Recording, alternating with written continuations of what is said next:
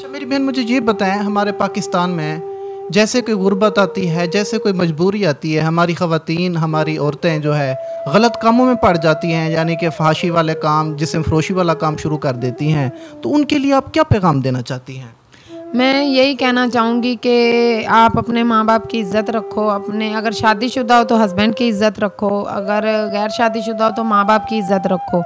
किसी से मांगने से अच्छा है या किसी को अपना जिस्म बेचने से अच्छा है कि किसी के घर में काम करो, या फिर अगर कोई हुनर है तो अपना वो इस्तेमाल करो और किसी से मांगो ना।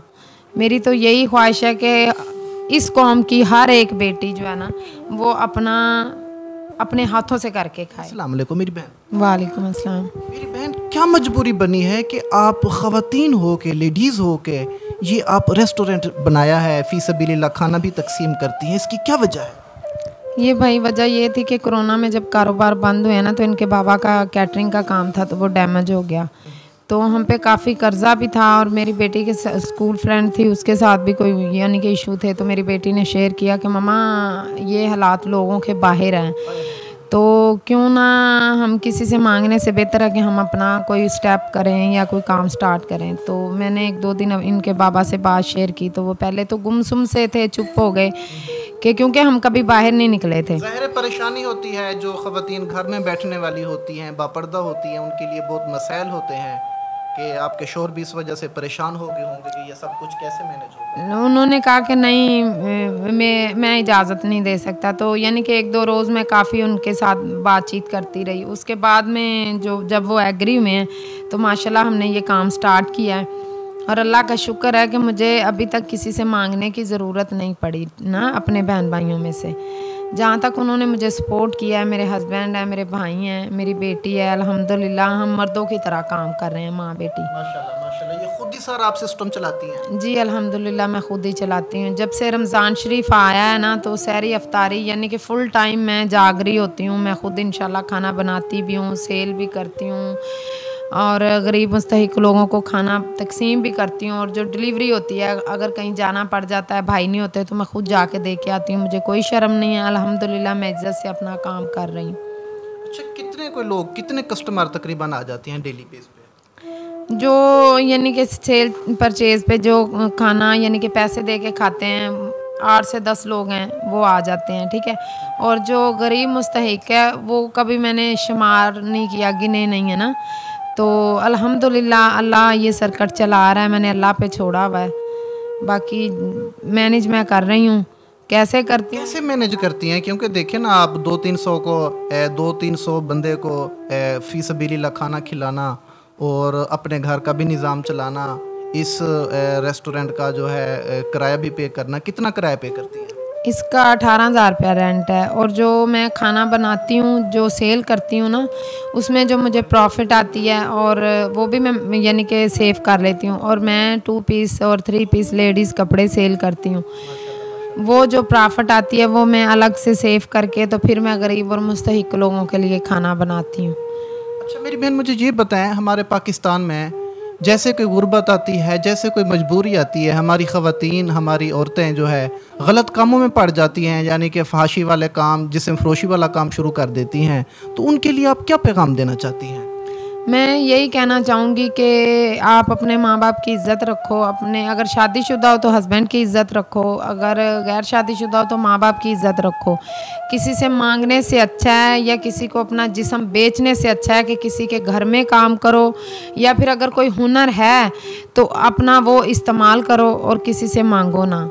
मेरी तो यही ख्वाहिश है कि इस कौम की हर एक बेटी जो है ना, वो अपने हाथों से करके खाए। माशाल्लाह, देखें नाजरीन, ये अच्छा मैसेज है ख़वातीन के लिए, जो कि ख़वातीन जिनके हस्बैंड फौत हो जाते हैं या किसी मजबूरी की वजह से बीमार हो जाते हैं, कुछ नहीं कर सकते, या कोई ऐसे मामलात हो जाते हैं कि ख़वातीन को, लेडीज़ को तलाक हो जाती है, तो मजबूरी की शक्ल में वो जिस्म फरोशी वाला काम शुरू करती हैं। तो मैं कहता हूँ कि ख़वातीन को भी एक अल्लाह पाक ने वही 2 हाथ दिए हैं, वही अकल दी है, 2 आंखें दी हैं, वो भी मेहनत कर सकती हैं, कोई भी काम कर सकती हैं, बिरयानी बनाकर वो बेच सकती हैं, दाल चावल लगा सकती हैं, कोई भी काम वो करना चाहें, खाने बन। देखो इनको, इन माँ बेटी को मैं सलाम पेश करता हूँ कि ये बाहिम्मत ये माशाल्लाह हमारे माशरे की, हमारे पाकिस्तान की ये ख़वातीन हैं कि जिन्होंने अपने ही कदमों पर, अपनी ही हिम्मत से इन्होंने ये काम स्टार्ट किया है। मैं सलाम पेश करता हूँ।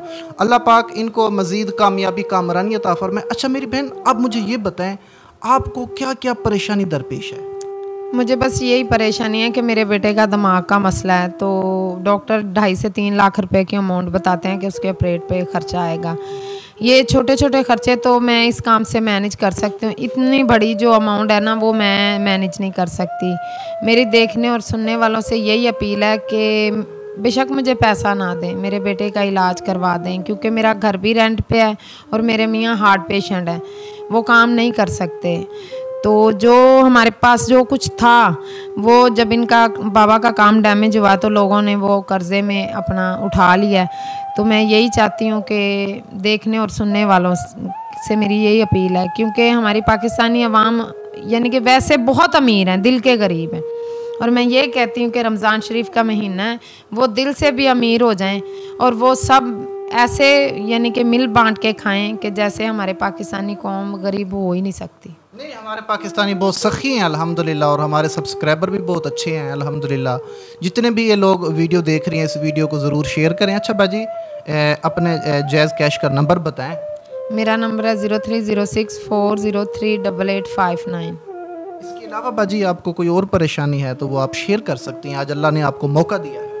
बस मेरी यही परेशानी है कि मेरे बेटे का इलाज हो जाए। बाकी जो मैंने ये काम स्टार्ट किया ना, ये मुझे उम्मीद है और अल्लाह के घर में मुझे पूरी उम्मीद है कि मैं इस कारोबार से अपने पाँव पे खड़ी रहूँगी और मैं कुछ ना कुछ बन जाऊँगी या बना लूँगी। बस मुझे यही है कि मेरे हस्बैंड का इलाज हो जाए, क्योंकि मेरा घर भी रेंट पे है ना, 18,000 रुपया रेंट मुझे पे करना पड़ता है, फिर बिजली का, गैस का बिल भी देना पड़ता है।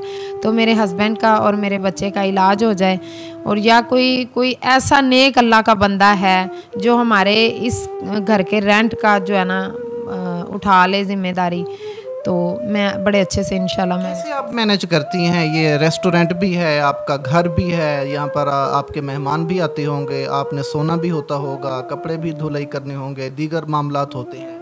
ये जो कपड़े वगैरह और जो मेहमान है ना वो मैं इधर नहीं बुलवाती, मेरी अम्मी के घर आते हैं, तो फिर मैं थोड़ी देर के लिए अगर मिलना है तो उनके साथ वहीं पे जाके बातचीत कर लेती हूँ। जी हाँ नाजरीन, आपने इनकी मुकम्मल गुफ्तगू सुनी है। इनका कहना यही है कि इनको पैसों की कोई ज़रूरत नहीं है, इमदाद की कोई ज़रूरत नहीं है। अगर कोई नेक और अच्छा इंसान इनके बेटे का इलाज करवाना चाहता है या इनके शौहर का इलाज करवाना चाहता है या कुछ इनकी हेल्प करना चाहता है किसी भी शक्ल में, तो वो इनकी ज़रूर हेल्प कर सकता है। तो ये नंबर स्क्रीन पर शो हो रहा है, इस नंबर पर रब्ता करके ज़रूर इनके साथ आप हेल्प करें। तो मिलेंगे नेक्स्ट प्रोग्राम में, तब तक के लिए इजाज़त दीजिए। अल्लाह हाफ़िज़।